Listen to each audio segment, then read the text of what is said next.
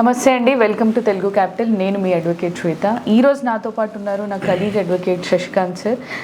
Most of the times మనము quash proceedings లో usually FIR stage లో వెళ్తాము. అయితే ఈవెన్ దో మనకు తెలుసు మనం చార్జ్ షీట్ స్టేజ్ లో కూడా కొన్ని కేసెస్ ఫైల్ చేయడం జరిగింది. కరెక్ట్ అండి. But lot of times people ఏం అజ్యూమ్ చేసుకుంటారు అంటే ఓన్లీ ఎఫ్ఐఆర్ స్టేజ్ లో క్వాష్కి వెళ్ళొచ్చు, లేకపోతే తర్వాత మనం వెళ్ళలేము, హైకోర్టుని అప్రోచ్ అవ్వలేము క్వాష్ కోసం అనుకుంటారు. మీరు చెప్పింది మనకి we know that charge sheet టైంలో కూడా we can go for the quash అని ఇంతకు ముందు మనం చేసాం కూడా అది. అయితే ఇప్పుడు కొత్తగా మళ్ళీ సుప్రీంకోర్టు ఏం చెప్పిందంటే, to make it more clear for everyone, supreme court ఏం చెప్పిందంటే, charge sheet having been filed is no ground for high court not to exercise jurisdiction for quashing అని క్లియర్ గా చెప్తాం జరిగింది. The bench of justice B R Gavai and justice A G Masih emphasized that the mere filing of a charge sheet does not automatically preclude the High Court from exercising its jurisdiction under section 482 of the CRPC. If reiterated that even after a charge sheet is filed, the High Court must assess whether a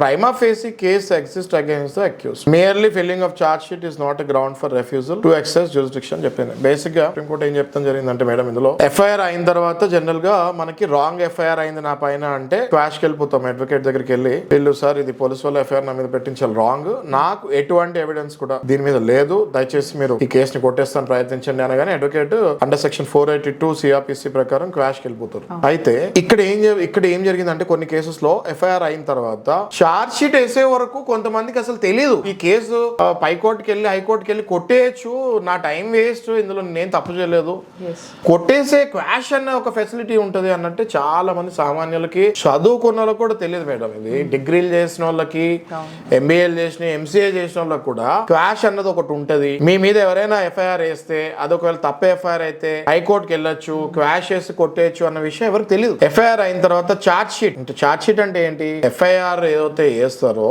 దాని మీద investigation తర్వాత charge sheet ఒకటి prepare చేస్తారు. ఇంకా police వాళ్ళు first FIR చేసిన తర్వాత అదే పోలీస్ వాళ్ళు ఆ ఎఫ్ఐఆర్ లో ఏ సెక్షన్స్ అయితే మెన్షన్ చేస్తారో, అక్యూజ్డ్ పేరు ఏదైతే రాస్తారో అదంతా ఇన్వెస్టిగేషన్ చేసి దాన్ని ఒక చార్జ్ షీట్ లాగా ఫ్రేమ్ చేసుకొని అప్పుడు కోర్టుకి ఇస్తారు. ఇంకా ట్రయల్ కోర్టు స్టార్ట్ చేసుకోవాలన్నమాట ఇంకా వాళ్ళ ట్రయల్. అయితే చార్జ్ షీట్ అయిన తర్వాత ఒక వ్యక్తికి తెలిసింది, చార్జ్ షీట్ అయిన తర్వాత ఈ కేసులో నీది ఏమీ లేనప్పుడు మరి ఈ చార్జ్ షీట్ లో ట్రయల్ కి ఎందుకు వెళ్తున్నావు, డైరెక్ట్ గా క్వాష్ చేసేస్తే అయిపోతుంది కదా అని ఒక పర్సన్ తెలిసింది. అప్పుడు వాళ్ళు వెళ్తాం జరిగింది. వెళ్తే కింద కోర్టు చార్జ్ షీట్ అయిన తర్వాత ఎలా వస్తావు, ఎఫ్ఐఆర్ అయిన తర్వాత రావాల్సింది కదా కొట్టేస్తే మళ్ళీ సుప్రీం కోర్టుకి వెళ్తే సుప్రీం కోర్టు క్లియర్ గా ఇన్స్ట్రక్షన్ ఇస్తుంది జరిగింది. ఎఫ్ఐఆర్ అయ్యి చార్జ్ షీట్ అయిన తర్వాత కూడా ఒకవేళ ఆ కేసులో దమ్ము లేదు, అది ఫాల్స్ కేసు అని మనకు అనిపిస్తే గనక, ఎవిడెన్స్ లేకపోతే గనక ఖచ్చితంగా ఆ కేసుని కొట్టేయచ్చు అని చెప్తాం జరిగింది.